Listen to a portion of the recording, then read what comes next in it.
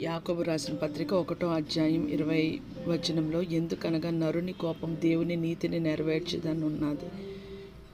సంఖ్యాకాండం 20వ అధ్యాయం 11, 12 వచనాల్లో దేవుడు మోషేతో ఆ రాయితో మాట్లాడమని చెప్పినప్పుడు దేవుని మాటని, దేవుని పరిశుద్ధతని సన్మానించకుండా కోపంగా ఆ రాయిని కొట్టినప్పుడు వాగ్దాన దేశంలో 40 సంవత్సరాలు ఇశ్రాయేలుని నడిపించిన మోషే అహరోనును ప్రవేశించలేకపోయారు. ఓన్లీ పాపం అనే కోపము బట్టి.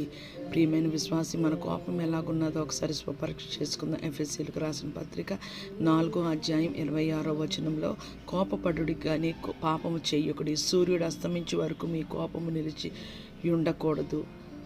మన అందరము దేవుని స్వారూప్యంలో చేయబడ్డాం. మనం కోపంలో ఎవరినైనా కాని మాట కానీ, నిష్ఫలమైన మాట కానీ, నిష్ప్రయోజనమైన మాట అనేస్తున్నాము.